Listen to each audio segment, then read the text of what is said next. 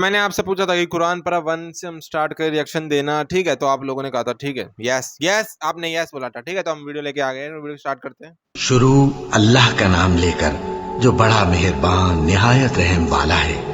الف لام میم، یہ کتاب یعنی قرآن مجید، اس میں کچھ شک نہیں کہ اللہ کا کلام ہے، پرہیزگاروں کے لیے رہنما ہے، جو غیب پر ایمان لاتے اور آداب کے ساتھ نماز پڑھتے اور جو کچھ ہم نے ان کو عطا فرمایا ہے اس میں سے خرچ کرتے ہیں، اور جو کتاب اے پیغمبر تم پر نازل ہوئی اور جو کتابیں تم سے پہلے پیغمبروں پر نازل ہوئیں سب پر ایمان لاتے اور آخرت کا یقین رکھتے ہیں۔ یہی لوگ اپنے پروردگار کی طرف سے آئی ہوئی ہدایت پر ہیں اور یہی لوگ کامیاب ہیں۔ جو لوگ کافر ہیں انہیں تم نصیحت کرو یا نہ کرو ان کے لیے برابر ہے، وہ ایمان نہیں لانے کے۔ اللہ نے ان کے دلوں اور کانوں پر مہر لگا رکھی ہے اور ان کی آنکھوں پر پردہ پڑا ہوا ہے اور ان کے لیے بڑا عذاب تیار ہے۔ اور بعض لوگ ایسے ہیں جو کہتے ہیں کہ ہم اللہ پر اور روز آخر پر ایمان رکھتے ہیں، حالانکہ وہ ایمان نہیں رکھتے۔ یہ اپنے خیال میں اللہ کو اور مومنوں کو دھوکہ دیتے ہیں، مگر حقیقت میں اپنے سوا کسی کو دھوکہ نہیں دیتے اور اس سے بے خبر ہیں۔ ان کے دلوں میں کفر کا مرض تھا، اللہ نے ان کا مرض اور زیادہ کر دیا اور ان کے جھوٹ بولنے کے سبب ان کو دکھ دینے والا عذاب ہوگا۔ اور جب ان سے کہا جاتا ہے کہ زمین میں فساد نہ ڈالو تو کہتے ہیں کہ ہم تو اصلاح کرنے والے ہیں۔ دیکھو یہ بلا شبہ مفسد ہیں لیکن خبر نہیں رکھتے۔ اور جب ان سے کہا جاتا ہے کہ جس طرح اور لوگ ایمان لے آئے تم بھی ایمان لے آؤ تو کہتے ہیں بھلا جس طرح بے وقوف ایمان لے آئے ہیں اسی طرح ہم بھی ایمان لے آئیں۔ سن لو کہ یہی بے وقوف ہیں لیکن نہیں جانتے۔ اور یہ لوگ جب مومنوں سے ملتے ہیں تو کہتے ہیں کہ ہم ایمان لے آئے ہیں، اور جب اپنے شیطانوں میں جاتے ہیں تو ان سے کہتے ہیں کہ ہم تمہارے ساتھ ہیں، اور مسلمانوں سے تو ہم ہنسی کیا کرتے ہیں۔ ان منافقوں سے اللہ ہنسی کرتا ہے اور انہیں مہلت دیا جاتا ہے کہ شرارت و سرکشی میں پڑے بہک رہے ہیں۔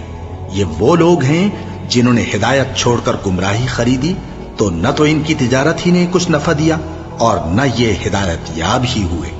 ان کی مثال اس شخص کی سی ہے جس نے شب تاریک میں آگ جلائی، جب آگ نے اس کے ارد گرد کی چیزیں روشن کی تو اللہ نے ان لوگوں کی روشنی زائل کر دی اور ان کو اندھیروں میں چھوڑ دیا کہ کچھ نہیں دیکھتے۔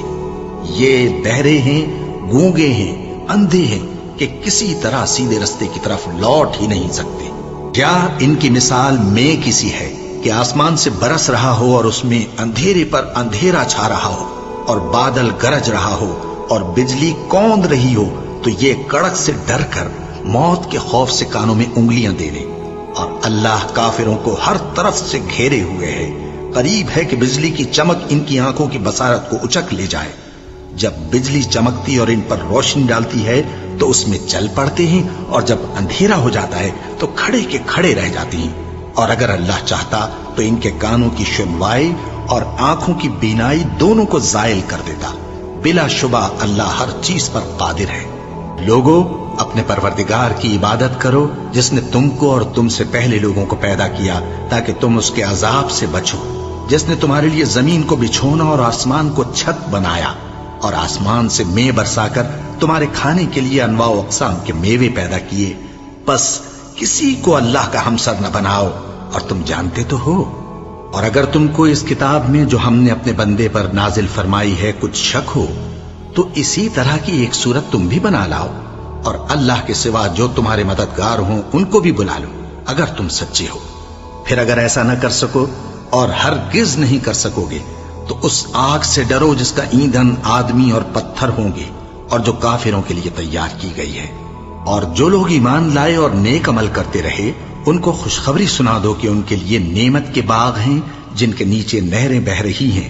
جب انہیں ان میں سے کسی قسم کا میوہ کھانے کو دیا جائے گا تو کہیں گے یہ تو وہی ہے جو ہم کو پہلے دیا گیا تھا، اور ان کو ایک دوسرے کے ہم شکل میوے دیے جائیں گے، اور وہاں ان کے لیے پاک بیویاں ہوں گی اور وہ بہشتوں میں ہمیشہ رہیں گے۔ اللہ اس بات سے آر نہیں کرتا کہ مچھر یا اس سے بڑھ کر کسی چیز مثلا مکھی مکڑی وغیرہ کی مثال بیان فرمائے۔ اب جو مومن ہیں وہ یقین کرتے ہیں کہ وہ ان کے پروردگار کی طرف سے سچ ہے، اور جو کافر ہیں وہ کہتے ہیں کہ اس مثال سے اللہ کی مراد ہی کیا ہے۔ اس سے اللہ بہتوں کو گمراہ کرتا ہے اور بہتوں کو ہدایت بخشتا ہے اور گمراہ بھی کرتا ہے تو نافرمانوں ہی کو، جو اللہ کے اقرار کو مضبوط کرنے کے بعد توڑ دیتے ہیں، اور جس چیز یعنی رشتہ قرابت کے جوڑے رکھنے کا اللہ نے حکم دیا ہے اس کو قطع کیے ڈالتے ہیں اور زمین میں خرابی کرتے ہیں، یہی لوگ نقصان اٹھانے والے ہیں۔ کافرو، تم اللہ سے کیوں کر منکر ہو سکتے ہو؟ جس حال میں کہ تم بے جان تھے تو اس نے تم کو جان بخشی، پھر وہی تم کو مارتا ہے، پھر وہی تم کو زندہ کرے گا، پھر تم اسی کی طرف لوٹائے جاؤ گے۔ وہی تو ہے جس نے سب چیزیں جو زمین میں ہیں تمہارے لیے پیدا کی، پھر آسمانوں کی طرف متوجہ ہوا تو ان کو ٹھیک ٹھیک 7 آسمان بنا دیا، اور وہ ہر چیز سے خبردار ہے۔ اور وہ وقت یاد کرنے کے قابل ہے جب تمہارے پروردگار نے فرشتوں سے فرمایا کہ میں زمین میں اپنا نائب بنانے والا ہوں۔ انہوں نے کہا، کیا تو اس میں ایسے شخص کو نائب بنانا چاہتا ہے جو خرابیاں کرے اور کچھ تو خون کرتا پھرے؟ اور ہم تیری تعریف کے ساتھ تسبیح و تقدیس کرتے رہتے ہیں۔ فرمایا، میں وہ باتیں جانتا ہوں جو تم نہیں جانتے۔ اور اس نے آدم کو سب چیزوں کے نام سکھائے، پھر ان کو فرشتوں کے سامنے کیا اور فرمایا کہ اگر سچے ہو تو مجھے ان کے نام بتاؤ۔ انہوں نے کہا، تو پاک ہے، جتنا علم تو نے ہمیں بخشا ہے اس کے سوا ہمیں کچھ معلوم نہیں، بے شک تو دانا ہے، حکمت والا ہے۔ تب اللہ نے آدم کو حکم دیا کہ آدم، تم ان کو ان چیزوں کے نام بتاؤ۔ سو جب انہوں نے ان کو ان کے نام بتائے تو فرشتوں سے فرمایا، کیا میں نے تم سے نہیں کہا تھا کہ میں آسمانوں اور زمین کی سب پوشیدہ باتیں جانتا ہوں، اور جو تم ظاہر کرتے ہو اور جو پوشیدہ کرتے ہو سب مجھ کو معلوم ہے۔ اور جب ہم نے فرشتوں کو حکم دیا کہ آدم کے آگے سجدہ کرو تو وہ سب سجدے میں گر پڑے، مگر شیطان نے انکار کیا اور غرور میں آ کر کافر بن گیا۔ اور ہم نے کہا کہ اے آدم، تم اور تمہاری بیوی بہشت میں رہو اور جہاں سے چاہو بے روک ٹوک کھاؤ پیو، لیکن اس درخت کے پاس نہ جانا، نہیں تو ظالموں میں ہو جاؤ گے۔ پھر شیطان نے دونوں کو اس درخت کے بارے میں پھسلا دیا اور جس عیش و نشاط میں تھے اس سے ان کو نکلوا دیا۔ تب ہم نے حکم دیا کہ بہشت بری سے چلے جاؤ، تم ایک دوسرے کے دشمن ہو، اور تمہارے لیے زمین میں ایک وقت تک ٹھکانہ اور معاش مقرر کر دیا گیا ہے۔ پھر آدم نے اپنے پروردگار سے کچھ کلمات سیکھے اور معافی مانگی تو اس نے ان کا قصور معاف کر دیا۔ بے شک وہ معاف کرنے والا ہے، بڑا مہربان ہے۔ ہم نے فرمایا کہ تم سب یہاں سے اتر جاؤ، جب تمہارے پاس میری طرف سے ہدایت پہنچے تو اس کی پیروی کرنا، کہ جنہوں نے میری ہدایت کی پیروی کی ان کو نہ کچھ خوف ہوگا اور نہ وہ غمناک ہوں گے، اور جنہوں نے اس کو قبول نہ کیا اور ہماری آیتوں کو جھٹلایا وہ دوزخ میں جانے والے ہیں اور وہ ہمیشہ اس میں رہیں گے۔ اے آل یعقوب، میرے وہ احسان یاد کرو جو میں نے تم پر کیے تھے، اور اس اقرار کو پورا کرو جو تم نے مجھ سے کیا تھا۔ میں اس اقرار کو پورا کروں گا جو میں نے تم سے کیا تھا، اور مجھی سے ڈرتے رہو۔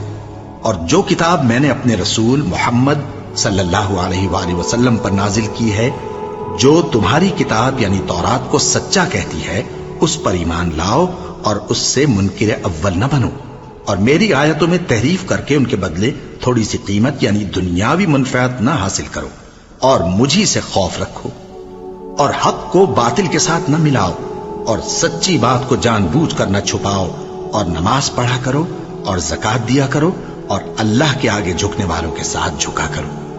یہ کیا عقل کی بات ہے کہ تم لوگوں کو نیکی کرنے کو کہتے ہو اور اپنے تئیں فراموش کیے دیتے ہو، حالانکہ تم اللہ کی کتاب بھی پڑھتے ہو؟ کیا تم سمجھتے نہیں؟ اور رنج و تکلیف میں صبر اور نماز سے مدد لیا کرو، اور بے شک نماز گراں ہے، مگر ان لوگوں پر گراں نہیں جو عجز کرنے والے ہیں، جو یقین کیے ہوئے ہیں کہ وہ اپنے پروردگار سے ملنے والے ہیں اور اس کی طرف لوٹ کر جانے والے ہیں۔ اے یعقوب کی اولاد، میرے وہ احسان یاد کرو جو میں نے تم پر کیے تھے، اور یہ کہ میں نے تم کو جہان کے لوگوں پر فضیلت بخشی تھی۔ اور اس دن سے ڈرو جب کوئی کسی کے کچھ بھی کام نہ آئے، اور نہ کسی کی سفارش منظور کی جائے، اور نہ کسی سے کسی طرح کا بدلہ قبول کیا جائے، اور نہ لوگ کسی اور طرح مدد حاصل کر سکیں۔ اور ہمارے ان احسانات کو یاد کرو جب ہم نے تم کو قوم فرعون سے نجات بخشی۔ وہ لوگ تم کو بڑا دکھ دیتے تھے، تمہارے بیٹوں کو تو قتل کر ڈالتے تھے اور بیٹیوں کو زندہ رہنے دیتے تھے، اور اس میں تمہارے پروردگار کی طرف سے بڑی سخت آزمائش تھی۔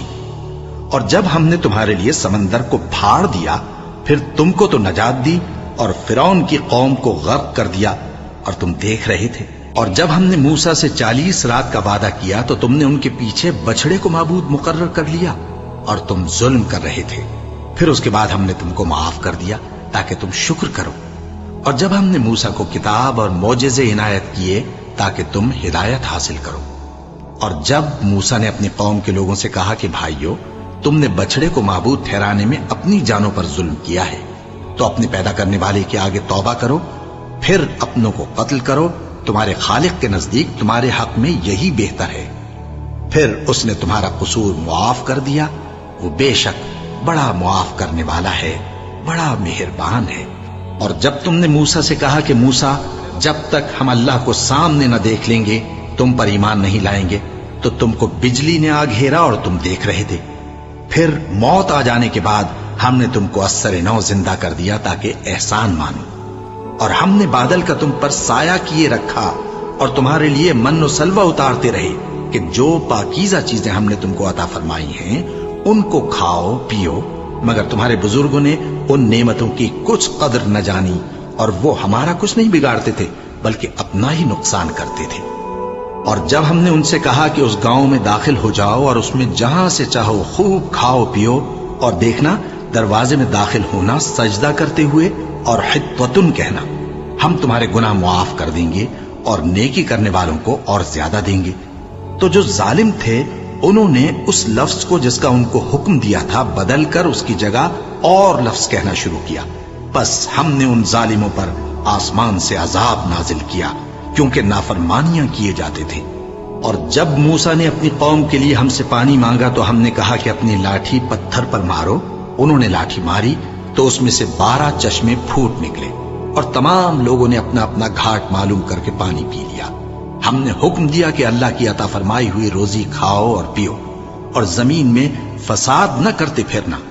اور جب تم نے کہا کہ موسیٰ ہم سے ایک ہی کھانے پر صبر نہیں ہو سکتا تو اپنے پروردگار سے دعا کیجئے کہ ترکاری اور ککڑی اور گیہوں اور مسور اور پیاز وغیرہ جو نباتات زمین سے اگتی ہیں ہمارے لیے پیدا کر دے.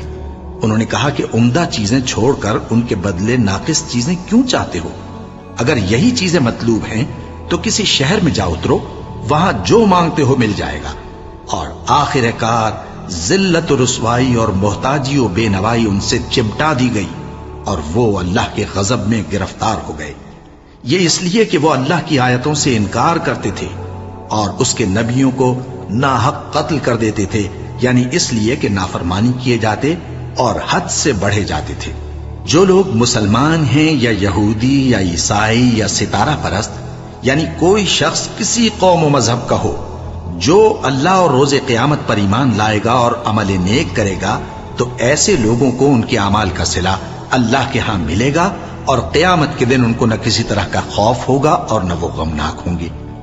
اور جب ہم نے تم سے عہد کر لیا اور کوہ طور کو تم پر اٹھا کھڑا کیا اور حکم دیا کہ جو کتاب ہم نے تم کو دی ہے اس کو زور سے پکڑے رہو اور جو اس میں لکھا ہے اسے یاد رکھو تاکہ عذاب سے محفوظ رہو، پھر تم اس کے بعد عہد سے پھر گئے، سو اگر تم پر اللہ کا فضل اور اس کی مہربانی نہ ہوتی تو تم خسارے میں پڑ گئے ہوتے. اور تم ان لوگوں کو خوب جانتے ہو جو تم میں سے ہفتے کے دن مچھلی کا شکار کرنے میں حد سے تجاوز کر گئے تھے، تو ہم نے ان سے کہا کہ ذلیل و خوار بندر ہو جاؤ. اور اس قصے کو اس وقت کے لوگوں کے لیے اور جو ان کے بعد آنے والے تھے عبرت اور پرہیزگاروں کے لیے نصیحت بنا دیا.